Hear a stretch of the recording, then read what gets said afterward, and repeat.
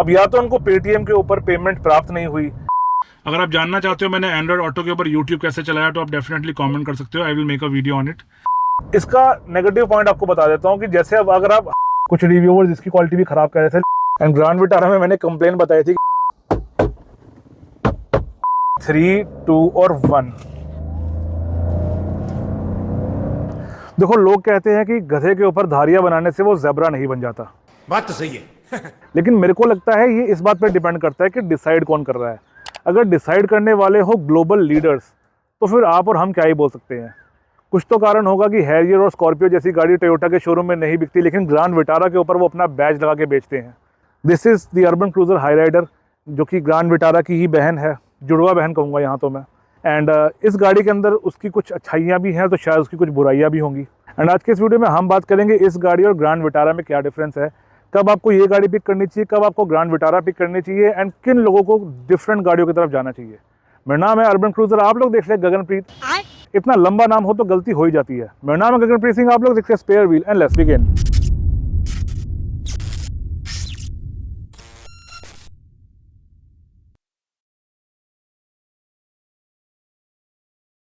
देखो तुम जो मर्जी बोलो, टोयोटा वाले मारुति की गाड़ियों का मेकअप मारुति वालों से अच्छा करते हैं।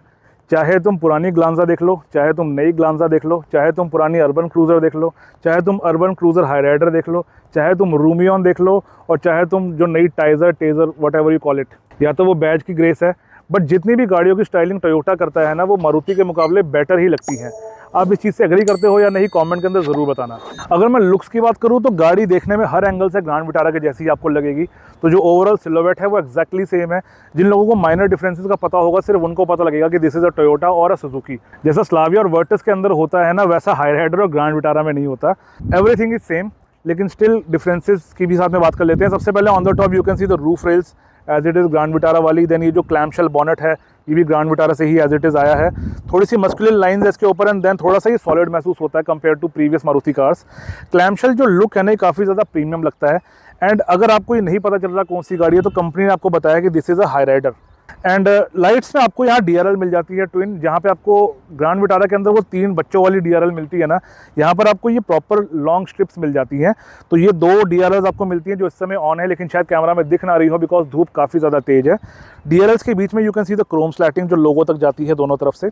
उसके नीचे जो हेडलाइट है वो थोड़ी सी डिफरेंट है ग्रैंड विटारा से, वो थोड़े से बॉक्सी लगते हैं, स्क्वायरिश। ये थोड़ा सा रेक्टेंगुलर लगता है, लेकिन फंक्शनिंग एक्जैक्टली सेम है। इसमें भी आपको कोई फॉग लैंप नहीं मिलता है। एंड अगर मैं बम्पर के लिप की बात करूँ तो आपको एकदम क्लीन और प्रीमियम लुक मिलती है। कोई ज़्यादा स्पोर्टी एलिमेंट नहीं है, काफ़ी मैच्योर डिज़ाइन है। जो ग्रिल आप देख रहे हो, ये टोयोटा आजकल एक बड़ी वाइड ग्रिल की तरफ बढ़ता जा रहा है। जैसे आपको कैमरी में ग्रिल मिलती है, जैसी आपको इनकी लेक्सस की गाड़ियों में ग्रिल्स मिलती हैं, तो वही आपको अपील यहाँ मिलती है। एंड ये जो टोयोटा का बैज आप देख रहे हो, इसके पीछे जो एलिमेंट है, ये पहले मुझे पियानो ब्लैक लगता था, लेकिन जब इसको मैंने पास से देखा तो इट इज़ अ ग्लास, मतलब ग्लास टाइप ट्रांसपेरेंट। एंड उसके पीछे आपको ये फेक कार्बन फाइबर मिलता है जो देखने में काफ़ी ज़्यादा अच्छा लगता है। फेक मैं इसलिए बोल रहा हूँ क्योंकि 20 लाख की गाड़ी में टोयोटा वाले तो आपको कार्बन फाइबर देने से रहे। एक चीज़ है, ये जितना भी आप क्रोम देख रहे हो ना DRL के नीचे, हेडलैम्प के ऊपर और ये ग्रिल के साइड में, हो सकता है ये एक्सेसरी का पार्ट हो। बिकॉज आपको पता है जितनी भी गाड़ियों की एक्स्ट्रा वेटिंग चल रही है लंबी चौड़ी, कंपनीज उनके ऊपर आपको ये फालतू सामान चिपका कर देती हैं अपने पैसे बनाने के लिए।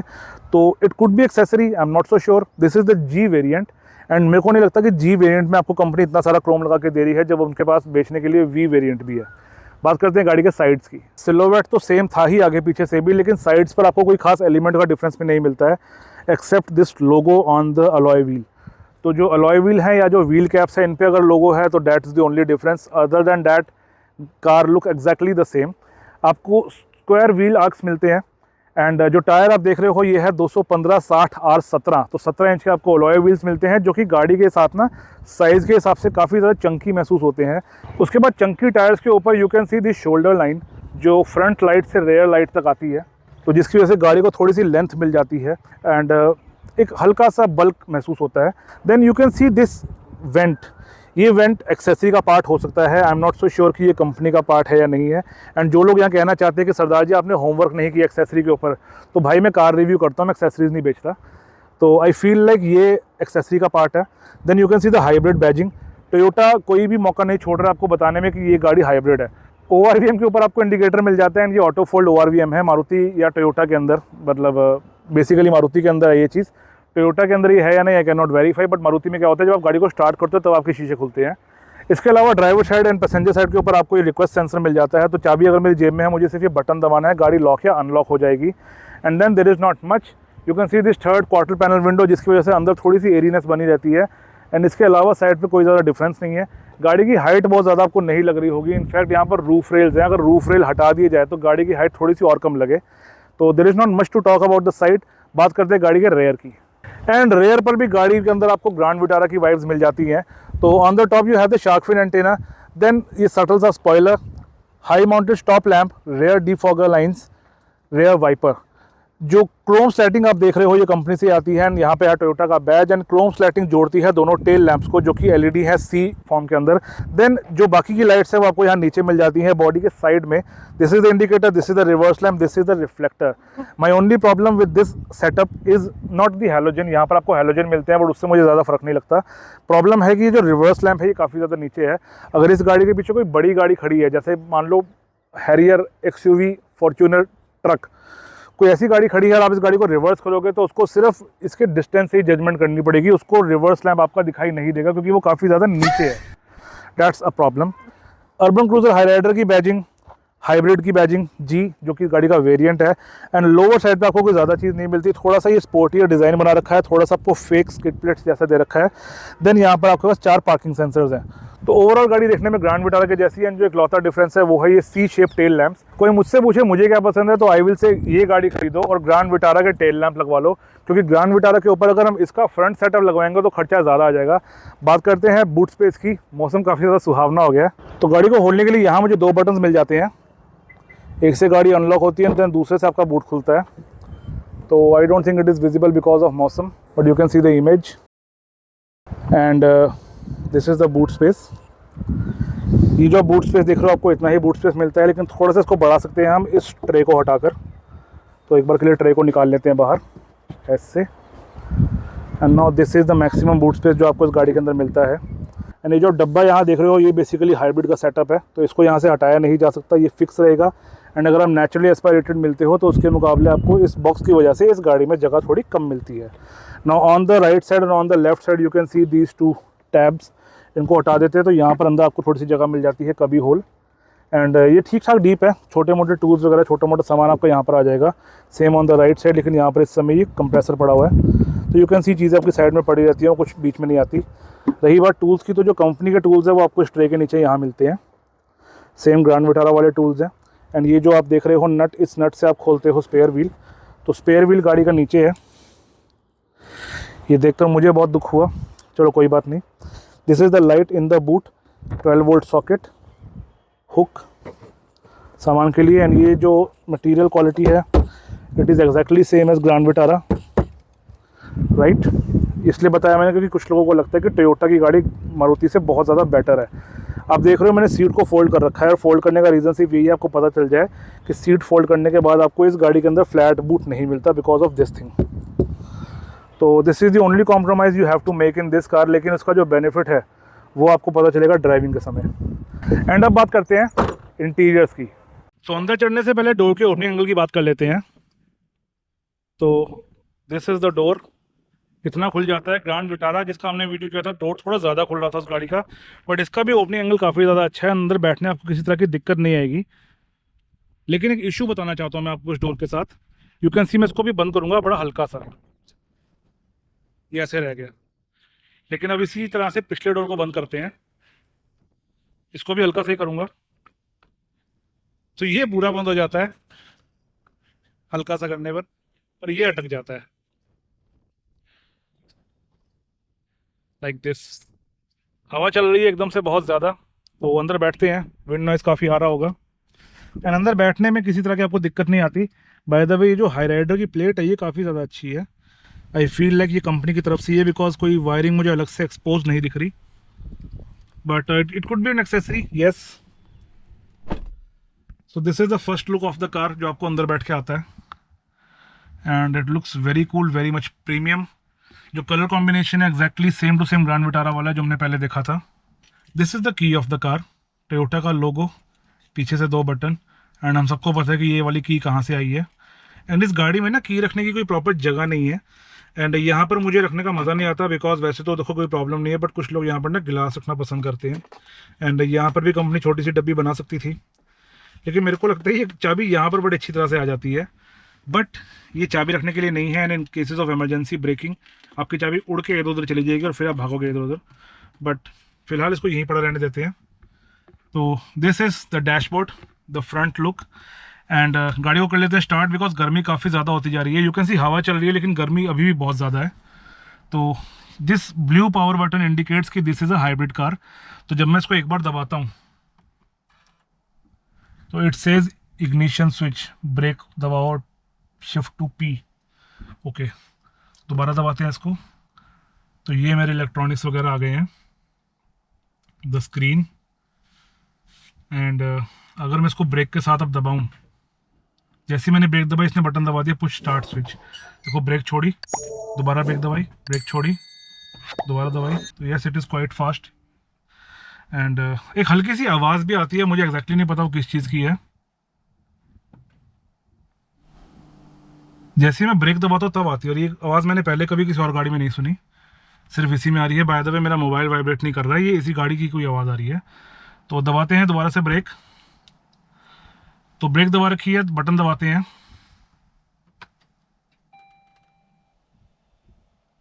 स्वागत किया जाता है आपका HUD से, क्योंकि मैं HUD यूज़ कर रहा था जब गाड़ी को चला रहा था। तो उस पर लिख रखा है स्टार्टिंग हेलो, एंड अब उसके ऊपर आ गई है वो स्पीड।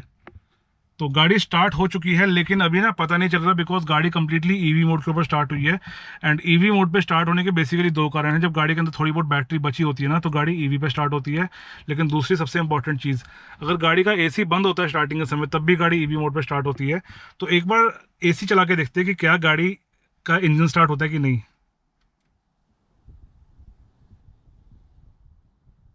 तो अभी सिर्फ फ़ैन चल रहा है।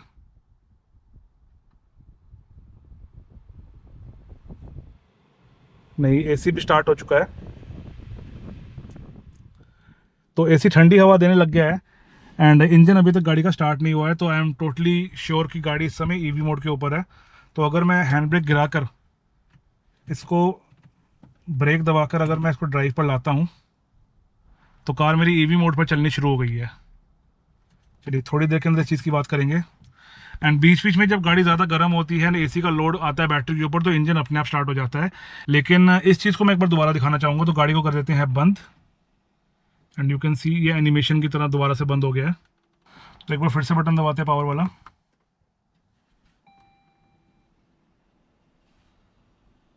गाड़ी स्टार्ट हो चुकी है। It says starting, then it says hello.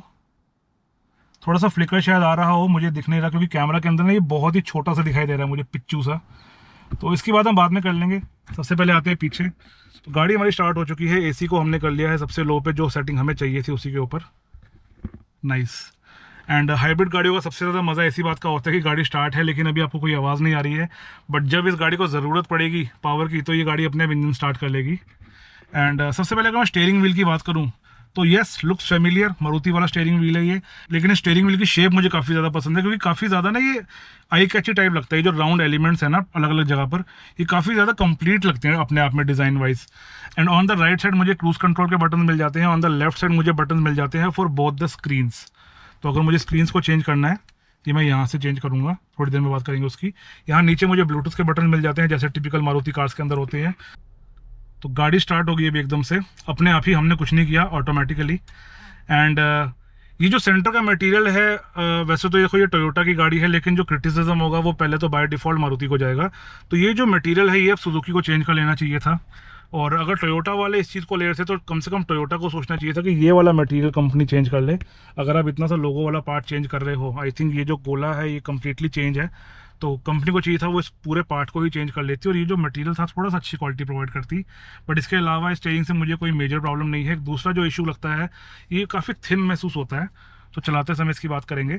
And यहाँ पर you can see this silver accent, it looks very cool. ये बीच में जो एक फेक जाली सी बना रखी है, ये भी काफ़ी ज़्यादा डिसेंट लगती है।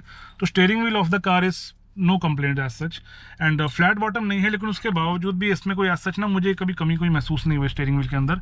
पीछे जो स्टॉक्स हैं, टिपिकल मारुति स्टॉक्स हैं ये, तो सुजुकी वाले मतलब। एंड एक बार वाइपर देखते हैं, क्या बात है, 3 शानदार स्प्रे। चलिए, टाटा की गाड़ियों में क्या होता है, जब आप इसको हल्का सा करते हो ना तो सिर्फ पानी आता है, इसके अंदर वाइपर साथ में चल पड़ता है। ये चीज़ मुझे टाटा की गाड़ियों की ज़्यादा अच्छी लगती है, बिकॉज पहले आप चाहो तो बहुत सारा पानी इकट्ठा कर लो फिर वाइपर चलाओ, अदरवाइज निशान पड़ने शुरू हो जाते हैं धीरे धीरे। But not a major complaint. And इसके अलावा अगर मैं एडजस्टमेंट की बात करूँ तो स्टीयरिंग के अंदर आपको टिल्ट एंड टेलीस्कोपिक दोनों चीज़ें मिल जाती हैं, तो ऊपर नीचे और अंदर बाहर हर तरफ की स्टीयरिंग हो सकता है। बात कर लेते हैं इंस्ट्रूमेंट क्लस्टर की, तो इंस्ट्रूमेंट क्लस्टर आपको कंप्लीटली डिजिटल मिलता है हाइब्रिड के अंदर। जो नेचुरली एस्पिरेटेड है एंड जो सीएनजी है वहाँ पर आपको सुइयाँ मिलती है, बट यहाँ पर इट इज़ ऑल स्क्रीन। तो on the right side you can सी यहाँ पर मेरे पास इंडिकेटर है, इसके अलावा कुछ लाइट्स हैं। तो अगर मैं आपको लाइट्स दोबारा दिखाना चाहूँ, I will switch off the car, turn off the car, and ये हर बार एनिमेशन करता है, वापस जाता है, बाहर निकलता है। तो एक बार स्टार्ट करते हैं इसको, and you can C icon on both the sides. तो जो राइट साइड के ऊपर आइकन आते हैं वो मोस्टली कार से रिलेटेड है, एंड जो लेफ्ट साइड के ऊपर आइकन आते हैं वो सेफ्टी या हज़ार्ड से रिलेटेड है सारे के सारे। एंड दबाते हैं ब्रेक, दोबारा से स्टार्ट कर लेते हैं। सबसे नीचे यू कैन सी ये एल और आर लिखा हुआ है, बीच में 3 घंटियाँ बनी हुई है। तो ये बेसिकली जो पीछे के 3 पैसेंजर हैं उनके सीट बेल्ट के आइकन आ रहे हैं, which is a very nice thing, होना भी चाहिए हर गाड़ी के अंदर। एंड जब मैं सीट बेल्ट नहीं पहनूंगा तो मेरे लिए तो बहुत लंबा चौड़ा बड़ा बड़ा लिखा हुआ आ जाएगा, लेकिन ये जो पीछे के 3 लोग हैं उनके लिए यहाँ पर आपको छोटे छोटे आइकन्स मिल जाते हैं।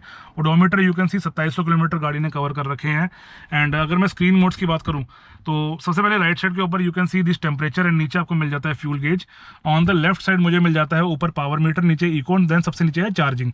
जब मेरी गाड़ी आइडल है तब तो देखो कुछ नहीं आ रहा, लेकिन जब मैं गाड़ी चलाता हूँ तो ये इको से पावर की तरफ के ऊपर बार चलती है, एंड जब मैं गाड़ी को रोकता हूँ या ब्रेक मारता हूँ तो ये चार्जिंग की तरफ बार बढ़ जाती है। तो दैट्स द थिंग। एंड जो मेरे इंडिकेटर्स हैं वो दोनों साइड्स पर हैं, राइट। इसके ऊपर आपको दिखा रहा होगा रेडी एंड ईवी। तो इस समय गाड़ी ईवी मोड के अंदर चल रही है, यानी गाड़ी का इंजन बंद है। तो जो भी फीचर्स इस समय चल रहे हैं जैसे एसी वगैरह वो सब ईवी मोड या बैटरी के ऊपर चल रहे हैं। एंड जब मैं गाड़ी को रेस दूंगा तो अब देखो ईवी चला गया और मेरा इंजन स्टार्ट हो चुका है। और अगर आपने नोटिस किया हो तो हल्का सा 1 सेकंड लगा इंजन को स्टार्ट होने में, हल्की सी वाइब्रेशन हुई, लेकिन देन ईवी चला गया। एंड इन सब के अलावा यहाँ पर ना एक ईवी मोड भी है जिसकी हम थोड़ी देर के अंदर बात करते हैं। वो ईवी मोड का बटन यहाँ पर है, तो थोड़ी देर में उसकी बात करते हैं हम। अब देखो ये ईवी मोड दोबारा से वापस आ गया, क्योंकि गाड़ी को लगा हम कहीं जा नहीं रहे हैं, हम रुके हुए हैं, या मे बी गाड़ी के ऊपर ज़्यादा लोड नहीं है, स्ट्रेस नहीं है, एंड एसी भी काफ़ी कम सेटिंग के ऊपर चल रहा है, तो इसलिए ईवी मोड दोबारा से आ गया। लेकिन जैसे ही मैं दोबारा रेस दूंगा, ये ना दिखाना काफ़ी मुश्किल है, यहाँ पर ये मेरा शू है, जैसे ही मैं दबाऊंगा तो वो आइकन गायब हो जाएगा। देखो हल्का सा टाइम लगता है लेकिन हो जाती है चीज़, राइट। तो देखो जैसे मैंने दोबारा उसको छोड़ा वापस ये ईवी पे आ गया। चलो वेरी कूल, वेरी नाइस। बाकी सारी बात करेंगे गाड़ी को चलाते समय।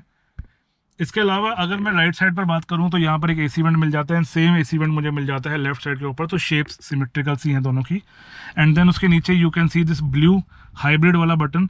जो रेगुलर गाड़ी आती है 1.5 सुजुकी इंजन या 1.5 सुजुकी इंजन विद सीएनजी, उसमें आपको ये बटन ब्लैक मिलता है। यहाँ पर आपको कुछ बटन मिल जाते हैं एडिशनल। ये बटन मेरे ख्याल से टॉप मॉडल के अंदर आते होंगे, जहाँ पर मे बी आपको ऑल व्हील ड्राइव मिलता हो या वी वेरिएंट में कोई एडिशनल फीचर्स हो। जी वेरिएंट के अंदर आपको सिर्फ ये HUD मिलता है। तो HUD की बात कर लेते हैं, हेड्स अप डिस्प्ले। अभी इस समय आपको यहाँ पर दिख रहा होगा 0 किलोमीटर। तो मैं इसको दबाता हूँ दोबारा, अब ये आ गई है माइलेज। अब ये आ गया है पावर मीटर की बैटरी से व्हील को पावर जा रही है प्रॉबेबली, उसके बारे में बताएगा ये। एंड देन ठीक है, ये 3 ही चीज़ें हैं। एंड जो ब्रेजा या बलिनो में आता है HUD, उसके अंदर RPM भी आता है। तो क्योंकि ये अब RPM का इस गाड़ी में लॉजिक ही नहीं है, बिकॉज एक तो आपको मोटर मेन मिल जाती है बैटरी के साथ में, दूसरा आपको इशू आ जाता है ये CVT वाला। तो CVT की RPM से कोई दोस्ती नहीं होती, इसीलिए इसमें RPM का मीटर ही नहीं दिया कंपनी ने। एंड उसके साइड पे आपको मिल जाती है ये एडजस्टमेंट। तो ये है आपकी हेडलाइट की एडजस्टमेंट ऊपर नीचे करने के लिए। एंड ये जो HUD के साथ में बटन देख रहे हो, दिस इज़ फॉर ब्राइटनेस। तो अगर मैं इसको दबाता हूँ तो यहाँ पर ब्राइटनेस आ जाती है मेरी, तो मैं ब्राइटनेस को कम ज़्यादा कर सकता हूँ। अभी ब्राइटनेस बिल्कुल मिनिमम पे हो गई है, आई थिंक -10। एंड अगर मैं इसको बढ़ाता हूँ तो देखो अभी ब्राइटनेस धीरे धीरे बढ़ रही है, एंड नाउ इट इज़ +10। तो अभी काफ़ी ज़्यादा क्लियरली मुझे दिख रहा है। एंड अगर मैं HUD बटन को होल्ड करूँगा तो मेरी जो स्क्रीन है, Wireless charging stopped. Please turn off the wireless dock and try after a while. ठीक है, मे बी यहाँ पर हीट हो गया है, कुछ ओवर हीटिंग की वजह से हो रखी है, डिवाइस ओवर हीटिंग डिटेक्टेड। ठीक है, तो यहाँ पर मेरा मोबाइल पड़ा हुआ था, वो गर्म हो रहा है, मे बी इसको ऐसा लग रहा है, मेरे को तो नहीं लग रहा गर्म हुआ है, तो चलिए बाद में बात करेंगे उसकी। तो HUD का बटन को होल्ड करते हैं आपकी स्क्रीन ये वाली बंद हो जाती है। एंड ये सेम स्क्रीन, ये सेम डिस्प्ले आपको बलिनो, ग्लांजा और ब्रेजा, ग्रैंड विटारा सबके अंदर सेम ही मिलती है। तो ये ना बहुत ज़्यादा बेसिक लगती है देखने में। एंड मेरे को लगता है कंपनी को एटलीस्ट बड़ी गाड़ी के अंदर फीचर एक आधा एक्स्ट्रा दे देना चाहिए था, चाहे स्क्रीन की शेप बदल देते थोड़ी बहुत, चाहे सॉफ्टवेयर से कोई डिफ्रेंशिएट कर देते, पर करना ज़रूर चाहिए था। अगर मैं ड्राइवर साइड डोर की बात करूँ, लेट्स ओपन इट। नाइस। तो अभी आपको डिफरेंट कलर्स दिख रहे होंगे, दिस इज़ ऑल ब्लैक। ये वही मटेरियल है जो मारुति हर गाड़ी में यूज़ करता है, प्रॉब्लम कोई नहीं है, लेकिन now it is too old. This is that soft touch leather. And ये भी आपको सेम मटेरियल मिल जाता है, सॉफ्ट टच लेदर, जो फेक लेदर जिसको बोल देते हैं। तो ये जो कंट्रोल्स हैं ये सुजुकी के हर गाड़ी के अंदर होते हैं, तो यहाँ पर अगेन आप टोयोटा को क्या ही बोलोगे। एंड ये कंट्रोल्स बेसिकली आपको आई थिंक सिलेरियो से ऊपर देखने को मिल जाते हैं। तो आई फील लाइक कि कंपनी को थोड़ा बहुत डिफ्रेंशिएशन करना चाहिए था इन कंट्रोल्स के मामले में। एटलीस्ट कंपनी को जो टॉप मॉडल्स हैं, यानी जो 20-20 लाख रुपए की गाड़ी आ रही है ना, उसके लिए कंपनी को अलग से बटन्स बना देने चाहिए थे। एंड नीचे थोड़ी सी जगह मिलती है जिसकी हम थोड़ी देर के अंदर बात करेंगे। सेंटर कंसोल पे आ जाते हैं तो this is the main screen. And screen की ब्राइटनेस काफ़ी ज़्यादा शानदार है। जब ग्रैंड विटारा का हमने वीडियो किया था तो उसमें जो स्क्रीन आती है ना, उसकी ब्राइटनेस इसके मुकाबले थोड़ी सी कम है।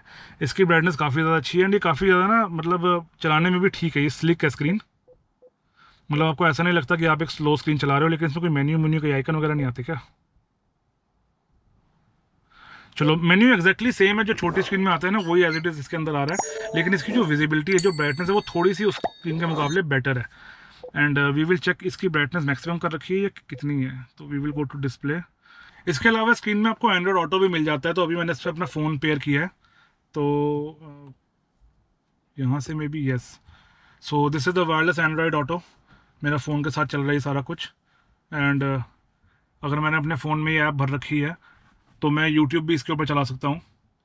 तो मे बी यहाँ पर ना सिग्नल वगैरह थोड़ा कम रहता है जहाँ पर मैं आ रखा हूँ, ठीक है। तो उसकी वजह से मे बी यूट्यूब इस समय नहीं चल रहा, बट यू कैन सी ये यूट्यूब आ गया इसके ऊपर।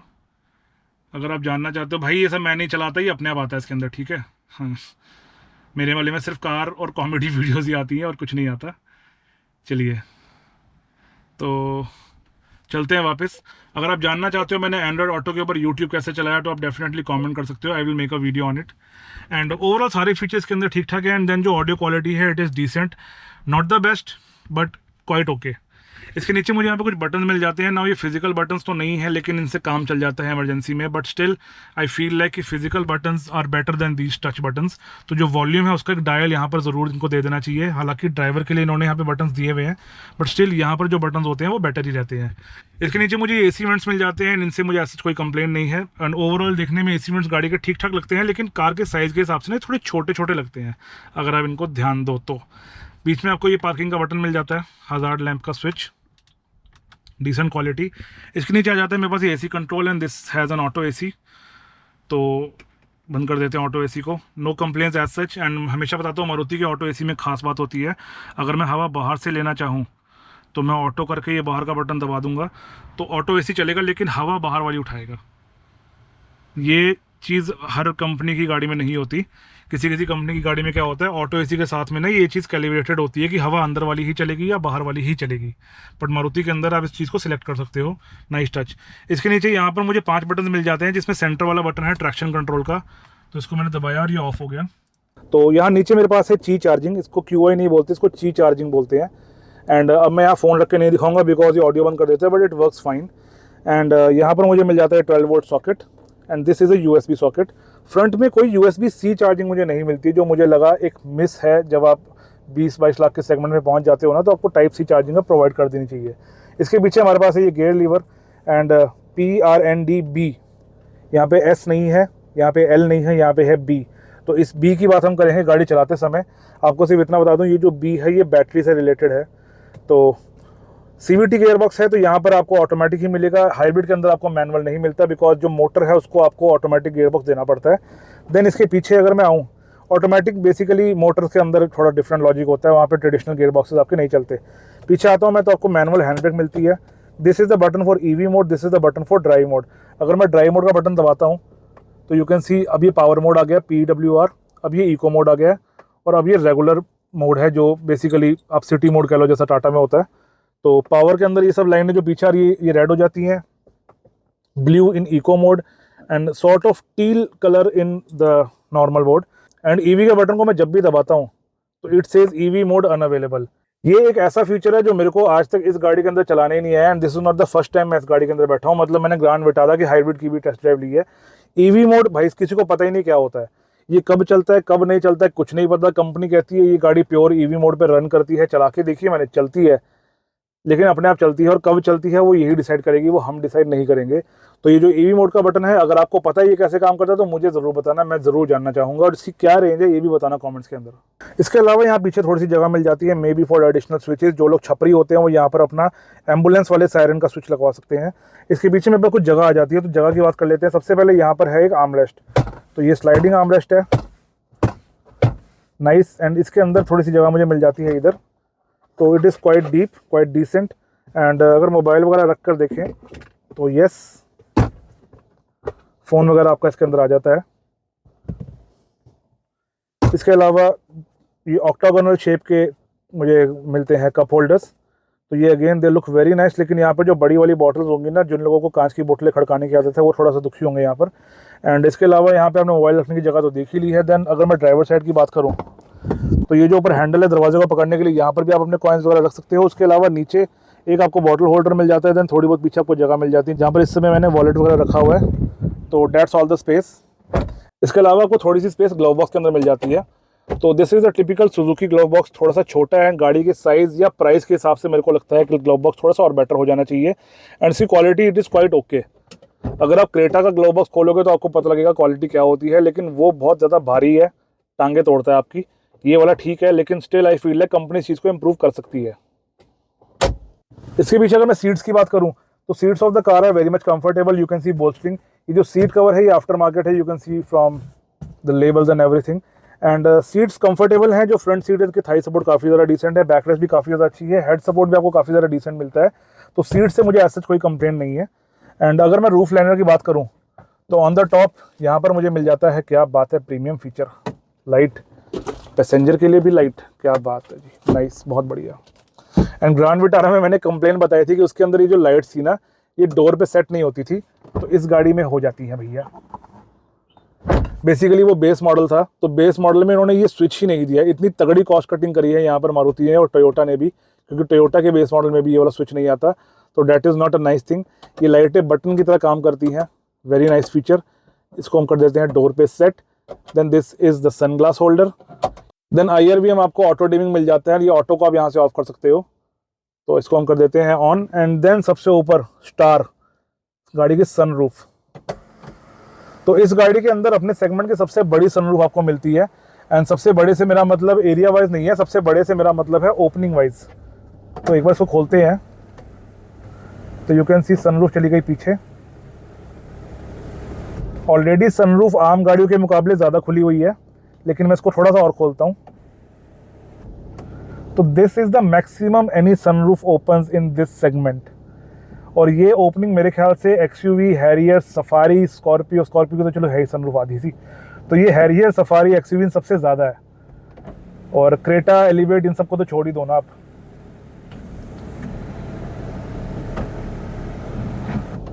लेकिन that was the only good part about sunroof. अब नेगेटिव की बात कर लेते हैं। एक तो ये आगे क्यों नहीं आता अपने आप। तो ये जो मटेरियल इन्होंने दिया है ना, ये धूप को नहीं रोकता, ये गर्मी को नहीं रोकता। एंड अगर आप यहाँ पर बैठ रखे हो गर्मियों के अंदर, आपका AC नहीं चल रहा, तो आपको टोटल गर्मी महसूस होगी। अभी मुझे हाथ पे गरम गरम महसूस हो रहा है, एंड जैसे ही मैं हाथ को इस तरफ करता हूँ ना, तो वो गर्मी उतनी महसूस नहीं होती जितनी यहाँ होती है। तो ये लिटरली आप फील कर सकते हो चीज़ को। इसके अलावा ये जो क्वालिटी है, it is quite okay, I will say it is decent, not the best but it is quite okay. कुछ रिव्यूअर्स इसकी क्वालिटी भी ख़राब कह रहे थे, लेकिन मेरे को तो इसमें कुछ ख़राब नहीं लगा। एक चीज़ मुझे लगी, ये जो मेटल आप देख रहे हो ना, इस चीज़ का मेटल, ये एक्सपोज्ड है, तो अगर कोई इसके ऊपर ज़ोर से हाथ मारेगा ना, तो ये चीज़ टूट सकती है आने वाले टाइम में। तो मेरे को लिटरली लगता है कि क्वालिटी वाइज कंपनी ने जो यहाँ कॉस्ट कटिंग करी है, ये अच्छी चीज़ नहीं है। आप इसका प्लस पॉइंट कह सकते हो कि अंदर धूप आती रहती है भाई साहब, रोशनी बनी रहती है, बट धूप इतनी नहीं आती जितनी गर्मी आती है। तो this is the only negative part about the interior of this car.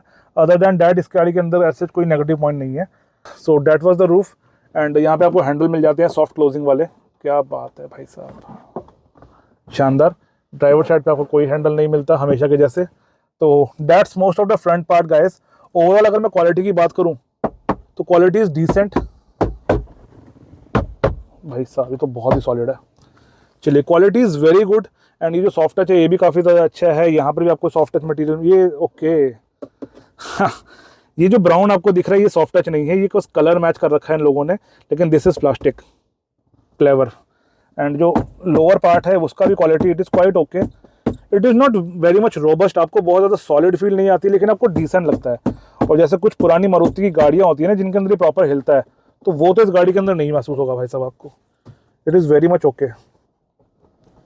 तो फिट एंड फिनिश वाइज या तो ये टॉप मॉडल है ये इसलिए बेटर महसूस हो रहा है, या ये टोयोटा है ये इसलिए बेटर महसूस हो रही है, क्योंकि grand Vitara fit and finish wise इतनी ज़्यादा खास महसूस नहीं हुई थी हमें सीएनजी वाली। बट मैं मान के चल रहा हूँ कि ये अभी गाड़ी न्यू भी है, वो गाड़ी काफ़ी ज़्यादा चल गई थी, ये गाड़ी नई है एंड ये टॉप मॉडल होने की वजह से मे बी थोड़ी सी बेटर महसूस हो रही है, क्योंकि आई डू नॉट थिंक कि टोयोटा और सुजुकी का इतना ज़्यादा डिफरेंस है। बात करते हैं गाड़ी के रेयर सीट्स की। एंड अगर पिछले डोर के ओपनिंग एंगल की बात करूँ तो अच्छा खासा खुल जाता है, लेकिन कंपटीशन वाइज थोड़ा सा आपको ये कंजस्टेड लगेगा। तो अंदर बैठते हैं एंड बहुत अच्छे लगते हैं मुझे वो लोग जो वीडियो के समय मेरे लिए लिम्का भेजते हैं। क्या बात है जी। चलिए, सो this is the leg room behind my self, यानी जहाँ पर मैं बैठता हूँ वहाँ पर ये सीट एडजस्टेड है इस समय। And that is the maximum leg room. थोड़ा बहुत नीचे सफाई का सामान पड़ा उसको हम इग्नोर करेंगे। तो this is the maximum leg room. अगर किसी को पीछे शॉफर ड्रिवन गाड़ी करानी है, यानी ड्राइवर से चलवानी है और आपने पीछे बैठना है, तो आपको अच्छी खासी जगह इस गाड़ी के अंदर मिल जाएगी, आपको किसी तरह की कोई दिक्कत नहीं आएगी। पिछली सीट्स की अगर मैं बात करूँ तो जो सपोर्ट है it is quite okay. Thai support मेरे को लगता है थोड़ा सा बेटर हो सकता था, बट देन आप अगर अच्छे कवर्स लगवा लो तो आपको वो कमी इतनी ज़्यादा महसूस नहीं होती। एंड दूसरी चीज़ है ये आपको एडजस्टमेंट मिलती है। एंड रेयर बैकरेस्ट को आप 2 वेज में एडजस्ट कर सकते हो, तो कम्प्लीटली पीछे करने के बाद गाड़ी काफ़ी ज़्यादा कंफर्टेबल है। अगर मैं रेयर बैकरेस्ट को थोड़ा सा आगे रखता हूँ तब मुझे गाड़ी काफ़ी ज़्यादा कंफर्टेबल नहीं लगती है। ये चीज़ मैंने क्रेटा के बारे में भी बताई थी, जिसका फ्रंट पोजीशन भी काफ़ी ज़्यादा कंफर्टेबल है compare to this car, right. Centre में आपको आर्मरेस्ट मिल जाता है। एंड सीट कवर हमेशा उस बंदे से लगवाएं जिसको पता हो कि ये जो हुक है ये बाहर रखना है, ये अंदर नहीं करना सीट कवर के। और भाई साहब ने किया भी अगली तरफ है, भाई तू यहाँ पीछे कर देना, हुक यहाँ लगा दे, जो बंदा यहाँ बैठेगा उसको हुक चुभेगा। क्या बकलोल है भाई। चलिए, आपको आर्मरेस्ट मिलता है, आर्मरेस्ट के साथ आपको यहाँ पे 2 कप होल्डर मिल जाते हैं। एंड देन बीच वाले पैसेंजर के लिए आपको 3 पॉइंट सीट बेल्ट मिलती है। 3 पॉइंट का मतलब होता है एक यहाँ से पॉइंट है, दूसरा पॉइंट यहाँ है और तीसरा पॉइंट वहाँ आसमान में है, राइट। तो प्रॉपर सिक्योरिटी मिलेगी आपको बीच वाले पैसेंजर के लिए भी। अगर उसको इस हुक से प्रॉब्लम ना हो तो वो यहाँ बैठ के सेफ महसूस करेगा। चलिए, फ्लोर की अगर मैं बात करूँ तो आपको यहाँ पे थोड़ा सा हम्प मिल जाता है। ये हम्प क्वाइट डिसेंट है, लेकिन हम्प के ऊपर भी थोड़ी बहुत जगह है। एंड देन साइड पर फुटवेल्स ओके हैं, तो मेरे को लगता नहीं ज़्यादा इशू आएगा। बट अगेन हम्प ना होता तो अच्छा होता। इसके अलावा यहाँ पे आपको एसी वेंट मिलता है। ये एक ही एसी वेंट है, इसको बस 2 बना रखा है। एंड ठीक है, इसका फ्लो वगैरह कोई ज़्यादा खास नहीं है, बट ऊपर तक फिलहाल मुझे हवा तो दे रहा है धीरे धीरे। लेकिन क्योंकि हवा भी ऑलरेडी 1 नंबर पर है ना, तो ज़्यादा हवा भी नहीं आ रही। तो फ्लो इस एसी वेंट का डिसेंट है, ठीक ठाक सा है, नॉट मच। नीचे आपको मिल जाता है एक USB चार्जिंग एंड एक मिल जाता है आपको टाइप C सॉकेट। तो कंपनी ने टाइप C सॉकेट पीछे दे रखा है, लेकिन आगे नहीं दे रखा, सेम जो ग्रैंड विटारा के अंदर मैंने बताया था। एंड इसके अलावा ऑन द टॉप आपको यहाँ मिल जाती है एक लाइट, बहुत शानदार तरीके वाली, सॉफ्ट क्लोज डोर हैंडल्स। चलिए, डोर की अगर मैं बात करूँ अमेनिटीज़ की, तो यहाँ पे आपको थोड़ा बहुत सामान रखने की जगह मिल जाती है, अपना मोबाइल वगैरह यहाँ रख सकते हो। देन नीचे एक छोटी बॉटल आप देख रहे हो आराम से आ रही है। एंड देन छोटा मोटा सामान आप पीछे रख सकते हो। That's most of the rear part. Front की मैं 2 चीज़ें बताना भूल गया, एक तो height adjustment seat belt and दूसरी चीज़ हाइट एडजस्टमेंट वाली ड्राइवर सीट आपको इस गाड़ी के अंदर मिलती है। तो जो जो चीज़ें मैंने ग्रैंड विटारा के लिए कही थी वो सभी चीज़ें इस गाड़ी के लिए भी एप्लीकेबल होंगी। And bye the way CNG वाले के अंदर हमारे पास सनरूफ नहीं थी इतनी बड़ी, लेकिन यहाँ पर सनरूफ की वजह से हेडरूम मुझे थोड़ा सा कम महसूस हो रहा है। यू कैन सी, अगर मैं रेगुलर भी बैठता हूँ ना तो इट इज़ लाइक बहुत कम स्पेस है यहाँ पर। तो ये एक लौता मुझे नेगेटिव पॉइंट लग रहा है पीछे का। एंड यहाँ से इजीली आपका पार्सल शेल्फ की तरफ हाथ चला जाता है, तो आपको ज़्यादा कोई इशू नहीं आएगा। तीनों बंदों के लिए आपको हेडरेस्ट मिल जाते हैं। तो that's most of the rear part. जो इकलौती चीज़ मुझे ख़राब लग रही है रेयर की, वो है सनरूफ की वजह से आपका जो हेड स्पेस कम हो जाता है ना, that is the only thing. And अब गाड़ी को चला के देखते हैं। किसी भी गाड़ी को चलाने से पहले सीट बेल्ट हमेशा पहन के रखें, आपकी सुरक्षा आपके हाथ भाई। एयरबैग जितने मर्जी लगवा लो, एयरबैग भी सीट बेल्ट के साथ ही काम करते हैं। ब्रेक दबाते हैं, हैंड ब्रेक हटाते हैं, गाड़ी को करते हैं स्टार्ट, तो साइलेंटली गाड़ी स्टार्ट होती है। इनफैक्ट गाड़ी स्टार्ट ही बैटरी पर होती है आपकी। This is you can say a benefit of hybrid cars कि गाड़ी का इंजन अभी स्टार्ट नहीं हुआ है। जैसे जैसे मैं गाड़ी को चलाऊंगा मतलब जैसे हम गाड़ी को चलाना शुरू करेंगे बेसिकली गाड़ी का, तब इंजन स्टार्ट होगा। एंड इसके अंदर एक प्रॉपर ईवी मोड भी है जिसका मुझे समझ नहीं आया वो कब काम करता है। Let me press it. तो it says EV mode unavailable, तो अभी गाड़ी पेट्रोल पर चल रही है। इसका ईवी मोड भाई इसी के हिसाब से चलता है, वो हमारे हिसाब से नहीं चलता है। तो गाड़ी को करते हैं रिवर्स, न्यूट्रल एंड ड्राइव के ऊपर। दोबारा दबा के देखें एक बार ईवी मोड, नहीं मे बी अभी क्योंकि हमने गाड़ी सुबह से बहुत कम चलाई है तो शायद इसकी बैटरी चार्ज ना हुई हो फुल्ली। तो जैसे ही जब बैटरी चार्ज होगी तो गाड़ी आपकी ईवी मोड के ऊपर चल जाएगी। अभी गाड़ी को चलाते हैं एंड एफर्टलेसली गाड़ी उठना शुरू कर देती है जैसे ही आप ब्रेक से पैर हटाते हो, बिकॉज इस गाड़ी में CVT मिलता है आपको, तो उसकी हम बात करेंगे थोड़ी देर के अंदर। एंड अभी मैं इको मोड के ऊपर हूँ, यहाँ पे ड्राइव मोड है राइट, अभी मैं इको मोड पे हूँ। Let me just push it once. तो बहुत सारे रिव्यूअर्स क्या बोलते हैं कि इस गाड़ी के अंदर पंच नहीं है। अब या तो उनको पेटीएम के ऊपर पेमेंट प्राप्त नहीं हुई, या मे बी देखो स्टैंडर्ड्स धीरे धीरे इंडस्ट्री के बढ़ते जा रहे हैं। जैसे अब जितने भी 1.5 टर्बोचार्ज गाड़ियाँ हैं ना वो काफ़ी ज़्यादा फास्ट हैं, तो हो सकता है उसके मुकाबले आपको ये गाड़ी कमज़ोर महसूस होती हो। लेकिन मैं ऑनेस्टली बता रहा हूँ ये गाड़ी ऐसे गंदी वाली स्लो तो नहीं महसूस होती भाई, चलाने में तो ये गाड़ी ठीक है। और जो ग्रांड विटारा का हमने वीडियो किया था वो भाई सब ब्रेक हमारी सारा कुछ गिर गया। सो थैंकफुली पीछे कोई नहीं था, अदरवाइज तो भाई अभी हम रियर एंड हो जाते। एक चीज़ जो मुझे इस गाड़ी के अंदर बैठते इंस्टेंटली फील हुई वो है गाड़ी की ब्रेकिंग। आई टोटली फील है कि ब्रेकिंग गाड़ी की थोड़ी सी हार्श है। एंड इनिशियली जब मैंने गाड़ी के रिव्यूज़ देखे थे ना तो मुझे लगा था कि हर बंदा ब्रेकिंग में नुक्स क्यों निकाल रहा है, लेकिन अब मुझे समझ में आ गई है प्रॉब्लम क्या है। कंपनी ने ब्रेकिंग को इस तरह से ट्यून किया है कि आपकी गाड़ी की बैटरी मैक्सिमम उसमें से रीजन निकाल सके। तो जैसे बाकी ईवीज़ में क्या होता है आप ना रीजन सेट कर लेते हो कि रीजन आपको 1 नंबर रखना है, 2 नंबर, मतलब कितना लेवल रखना है या ऑफ करना है। इसके अंदर व्हाट आई फील लाइक इसमें रीजन आपका ऑफ नहीं होता, ठीक है। तो उस वजह से क्या होता है कि जैसे ही मैं गाड़ी को छोड़ता हूँ ना ऑन ड्राइव मोड, तो तब भी गाड़ी हल्का सा ब्रेक लेना शुरू कर देती है। इट इज़ वेरी माइनर, लेकिन आपको वो फील हो जाता है जब आप ब्रेकिंग दबाते हो उसके ऊपर से, जब आप प्रॉपर ब्रेक दबाते हो तो ब्रेक्स आर वेरी शार्प। तो ये बुरी चीज़ नहीं है एग्जैक्टली, लेकिन मेरे को लगता है कि थोड़ा सा लर्निंग कर्व है हर उस बंदे के लिए जो इस गाड़ी पे किसी रेगुलर गाड़ी से शिफ्ट कर रहा है, कि अगर आपकी गाड़ी की ब्रेक्स अच्छी भी है ना तो भी आपको इस गाड़ी की ब्रेकिंग मेरे को लगता है थोड़ी सी ज़्यादा शार्प महसूस होंगी। अब अगर मैं सबसे पहले व्यूइंग एंगल्स की बात करूँ तो व्यूइंग एंगल्स गाड़ी के बहुत ज़्यादा अच्छे हैं। एंड आपको किसी भी तरह की दिक्कत महसूस नहीं होती, आपको हर तरफ सारी चीज़ें क्लियरली दिखती हैं। एंड जैसे मैंने ग्रांड विटारा के अंदर कहा था, जो पिछला एरिया है थोड़ा सा आपको गाड़ी की लेंथ महसूस होगी जब आप नई गाड़ी के अंदर बैठोगे। अदर दैन डैट मुझे नहीं लगता किसी भी बंदे को किसी तरह का इशू आएगा। एंड राइट नाउ ना जो पिछले हेडरेस्ट हैं वो उठ रखे हैं, तो पिछले हेडरेस्ट मेरे को लगता है मारुति के इतने लंबे लंबे होते हैं कि उसकी वजह से व्यूइंग एंगल ख़राब हो जाते हैं थोड़े से। But that is like a different approach. में ये नहीं कह सकता कि गाड़ी में प्रॉब्लम है।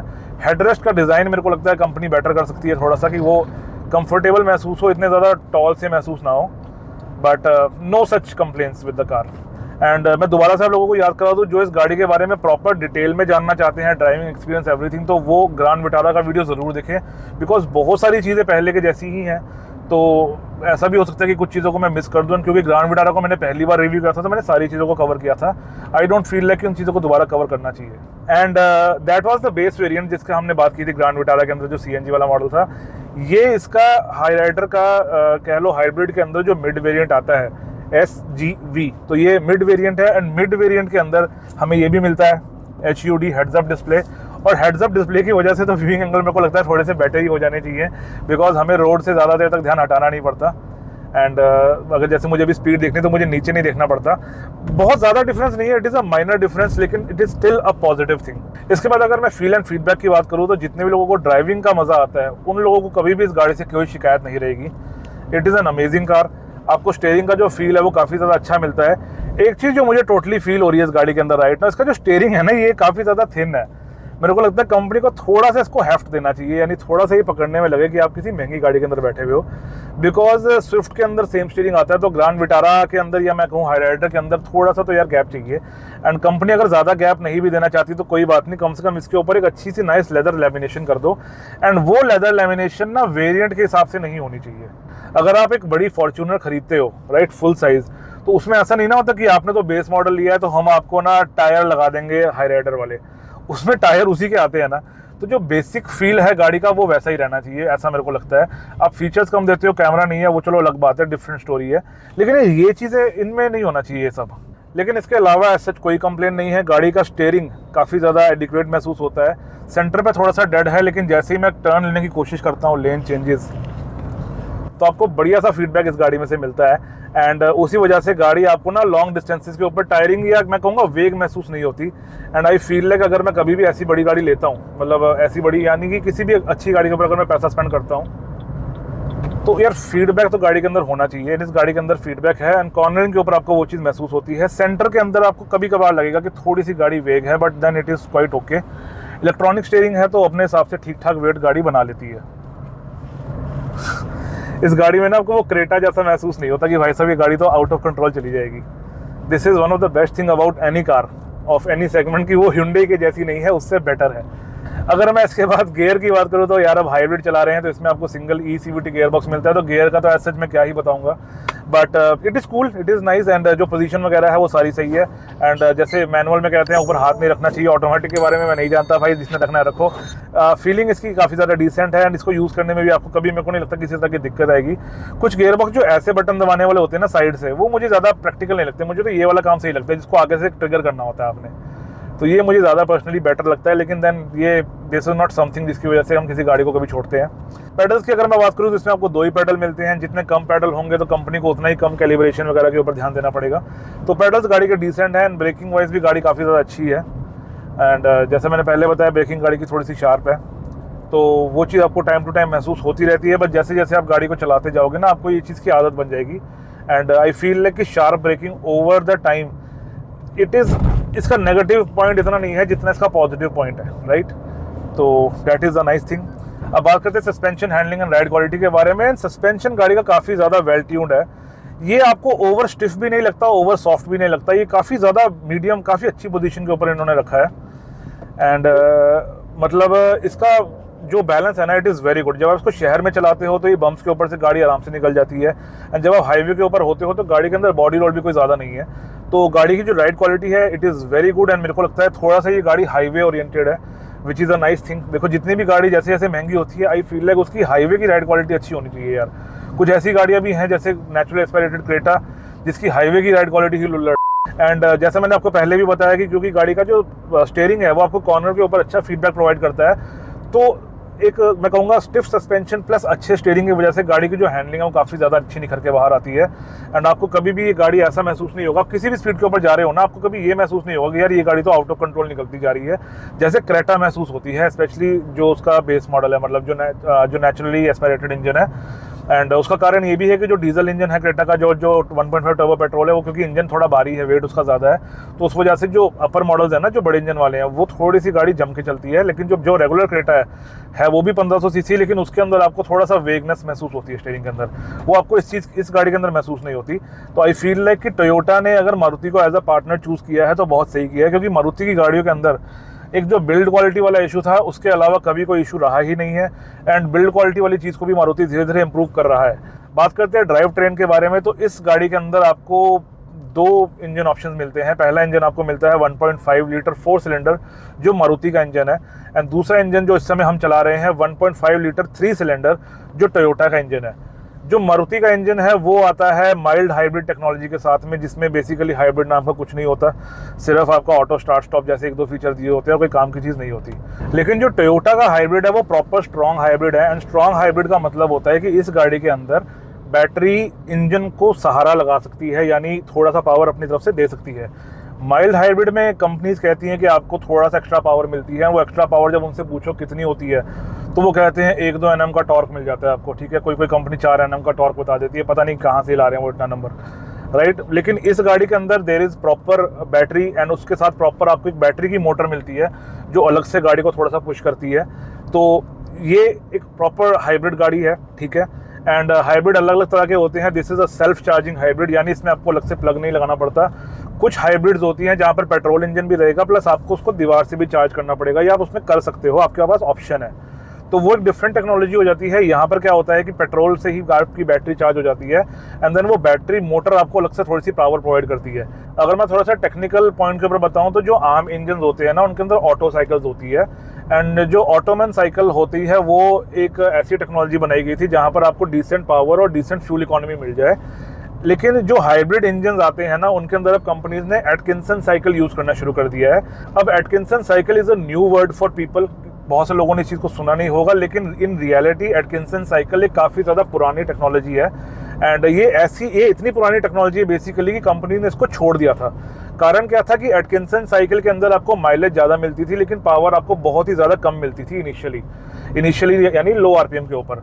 तो लोगों को गाड़ी चलाने का मजा नहीं आता था एटकिंसन साइकिल के अंदर। लेकिन अब जैसे हम लोग दोबारा से एफिशिएंसी की तरफ जा रहे हैं, एंड क्योंकि हाइब्रिड या इलेक्ट्रिक मोटर्स का भी हमको साथ मिलना शुरू हो गया एक तरह से गाड़ियों को, तो अब कुछ कंपनीज एटकिंसन साइकिल को दोबारा लेकर आ रहे हैं। यहाँ पर क्या होता है कि इनिशियली जहाँ पर एटकिंसन साइकिल कम पावर प्रोड्यूस करता है, वहाँ पर आपको बेसिकली जो गाड़ी की इलेक्ट्रिक मोटर है वो आपको आगे की तरफ पुश करती है।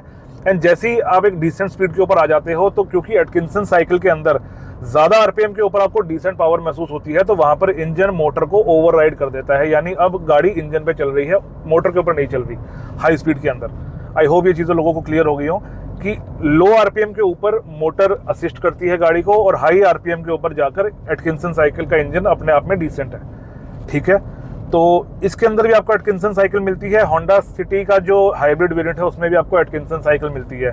अगर जापानी लोग कर रहे हैं तो चीज़ खराब नहीं है, वो चीज़ सही है, राइट। एंड उसकी वजह से होता क्या है, जैसे अभी हम इकोनॉमी मोड पे जा रहे हैं, एंड फिलहाल तो देखो 70 की स्पीड है, लेकिन इस गाड़ी के अंदर आपको डिसेंट पावर मिलती है। तो जैसे ही मैं इस गाड़ी को पुश करता हूँ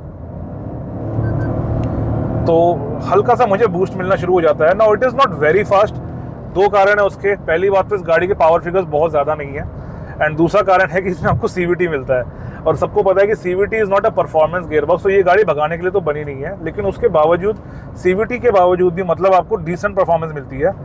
इट हैज़ अ लैग, थोड़ा सा आपको लैग मिलता है, लाइक 2 सेकंड का, ठीक है, लेकिन उसके बाद गाड़ी उठना शुरू हो जाती है। जैसे अभी मैं 123, 24 है ना, कैसी बढ़ रही है गाड़ी की स्पीड भाई। अरे ये सही है भैया, जो लोग कह रहे हैं ना इसके अंदर पावर नहीं है, नहीं भाई साहब, पेटीएम के ऊपर पेमेंट नहीं प्राप्त हुई उन लोगों को।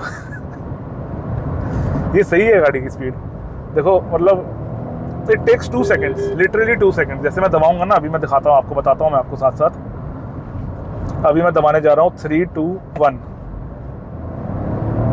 अब शुरू हुआ है बूस्ट। तो ये 2-3 सेकंड का गैप है, लेकिन ये मज़ेदार है, ठीक है। और अभी हम इको मोड के अंदर है लिटरली। ये इस गाड़ी की एक और खासियत है कि ड्राइव मोड इन्होंने दे रखे हैं, लेकिन इको मोड के अंदर ही आपको अच्छी खासी पावर मिल जाती है। एंड एक बार के लिए हम ना यहाँ पर गाड़ी को रोक कर ड्राइव मोड चेंज करते हैं दोबारा से, और फिर गाड़ी को दोबारा चला के देखते हैं। भाई जब इस गाड़ी को रोकते हैं ना, इस गाड़ी में ऐसी आवाज़ आती है जैसे जहाज रुक रहा होता है। जितनी भी ईवी गाड़ी है ना, सबके अंदर ये चीज़ होती है, बट बेसिकली बैटरी की वजह से नहीं होता, ये मोटर की वजह से होता है। जो इलेक्ट्रिक मोटर है वो तो एक रेगुलर तरह की मोटर ही होती है, ईवी के अंदर भी और हाइब्रिड के अंदर भी। तो जब वो मोटर भागती है तो उसकी आवाज़ मतलब डिफरेंट ही है, वो इंजन की तरह आवाज़ नहीं है। तो अभी हम ऑलमोस्ट खाली रोड पर हैं, और हम कर लेते हैं इसको पावर मोड में, जो कि गाड़ी का बेसिकली स्पोर्ट्स मोड है। और बैटरी वाली गाड़ी को भगाना सबसे ज़्यादा आसान होता है कि आपको कुछ नहीं करना पड़ता, सिर्फ ब्रेक छोड़नी होती है, रेस देनी होती है। तो अपनी तरफ से मैंने ब्रेक दबा रखी है और मैं रेस दे रहा हूँ 3, 2 और 1। So there is this lag, लेकिन ये गाड़ी कॉन्स्टेंटली स्पीड फिर पकड़ती रहती है। इसमें there is no RPM as such, single gear है और वो बढ़ता ही रहता है, कांस्टेंट पावर आपको मिलती रहती है इस गाड़ी के अंदर।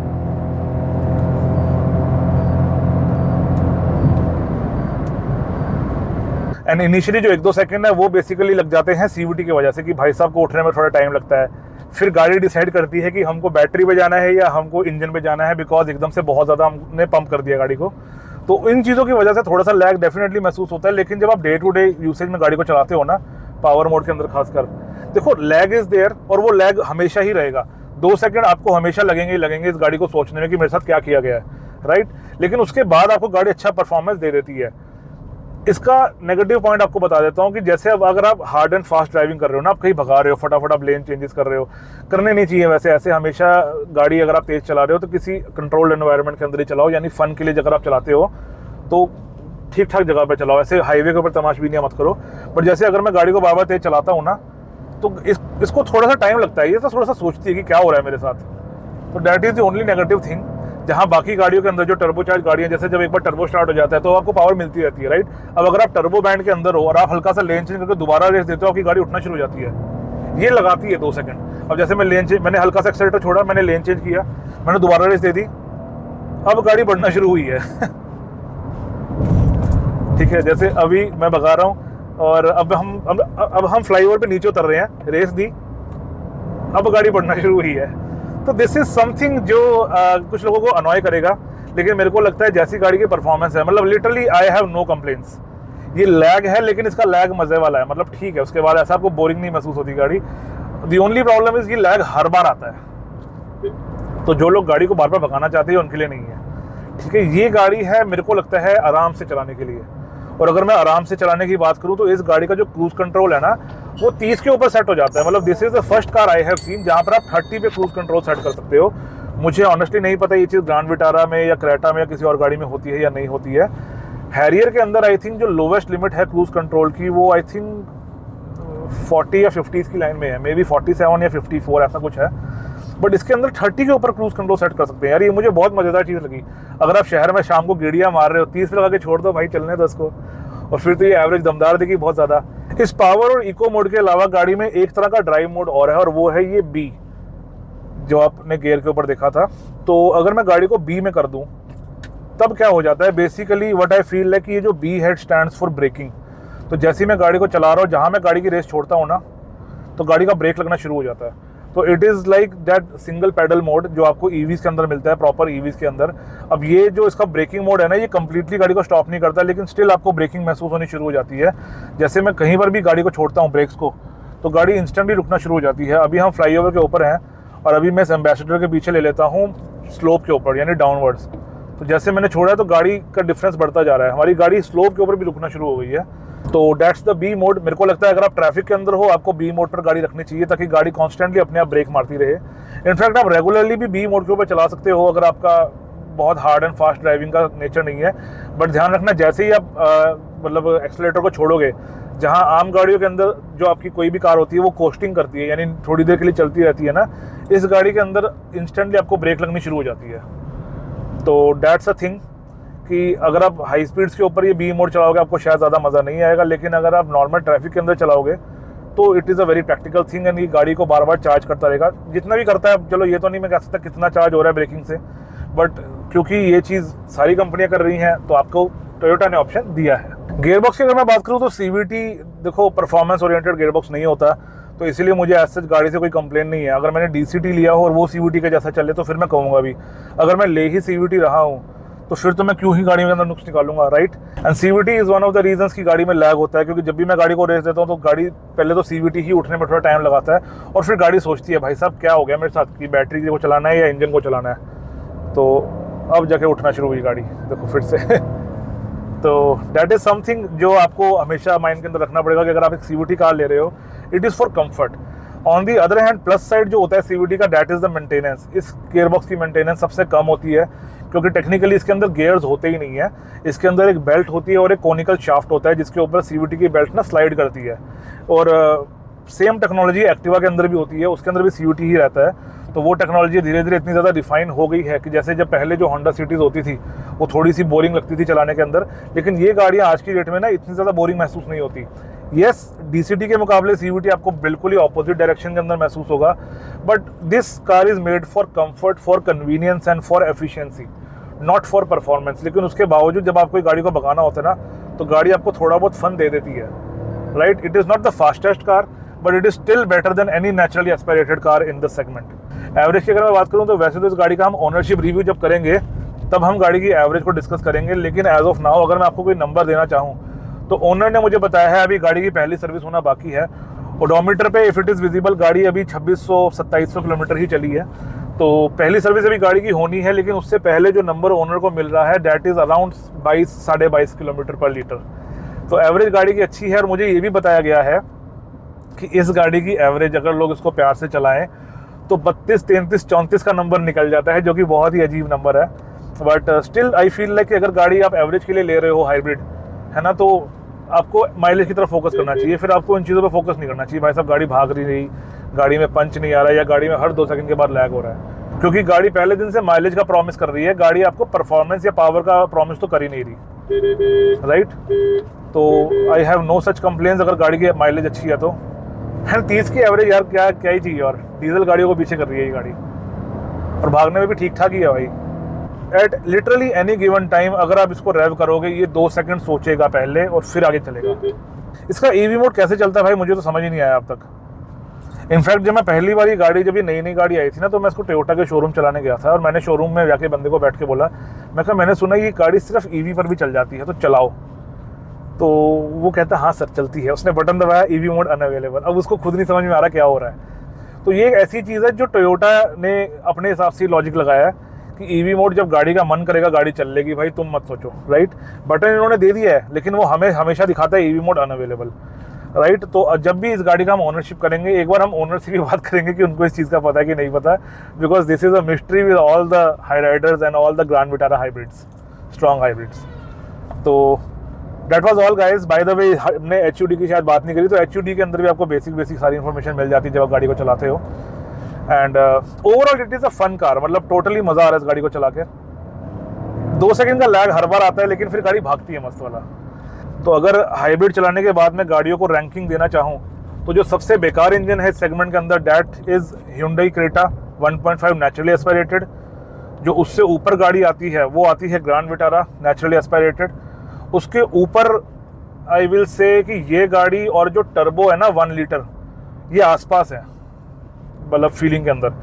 टर्बो 1 लीटर आ जाता है आपको कुशाक के अंदर, एंड उसके अंदर जो फॉक्सवैगन की आती है टाइगुन, तो इसकी परफॉर्मेंस भी ऑलमोस्ट वैसी ही है। इनफैक्ट वो गाड़ियाँ आपको थोड़ा ज़्यादा महसूस होंगी क्योंकि उनके अंदर टर्बो वाला किक आता है, एंड देन थोड़ा सा नेचर डिफरेंट है, प्लस CVT है इसके अंदर, थोड़ी सी गाड़ी स्लो महसूस होती है।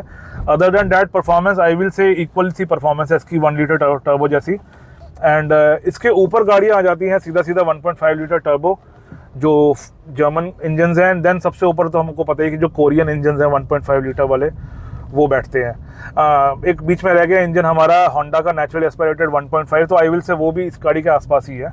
The overall feeling of that car is similar to this car. The only difference is उसमें आपको मैनुअल मिल जाता है तो आप थोड़ा बहुत भगा सकते हो, प्लस क्योंकि वो प्रॉपर इंजन है जिसमें अंदर आपको VTEC भी मिलता है, तो VTEC बीच में किक इन करता रहेगा भाई साहब, मज़ा आपको आता रहेगा, राइट। किनको ये गाड़ी लेनी चाहिए, किनको दूसरे ऑप्शन की तरफ देखना चाहिए, वो बात कर लेते हैं। अब देखो इस गाड़ी के अंदर आपको बेसिकली 3 इंजन ऑप्शन मिल जाते हैं, 1.5 litre naturally aspirated, 1.5 litre naturally aspirated with CNG and 1.5 litre hybrid. तो देखो अगर आप नॉर्मल नेचुरल एस्पायरेटेड या CNG लेना चाहते हो तो क्योंकि वो मारुति का इंजन है तो गो विद मारुति, बिकॉज उनको अपने इंजन की सबसे ज़्यादा समझ है, एंड देन उसकी देखो ना मेंटेनेंस भी कम है। और अगर आप वही इंजन टोयोटा में लेते हो तो ओवर द टाइम जो थोड़े बहुत पार्ट्स का प्राइस होगा वो टोयोटा वाला थोड़ा ज़्यादा ही रहेगा कंपेयर टू मारुति। तो अगर मुझे सुजुकी का इंजन लेना है तो मुझे गाड़ी भी सुजुकी की ही लेनी चाहिए। लेकिन अगर मुझे हाइब्रिड चाहिए तो मुझे सिर्फ हाई राइडर की तरफ देखना चाहिए, बिकॉज इनके इंजन के बारे में इनसे बेटर तो कोई नहीं जानता होगा।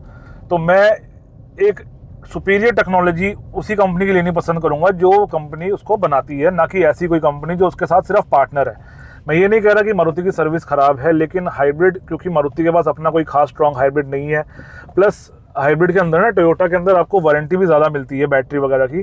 तो ऐसे केस में मुझे ये गाड़ी टोयोटा से लेकर ही मैक्सिमम बेनिफिट मिलता है।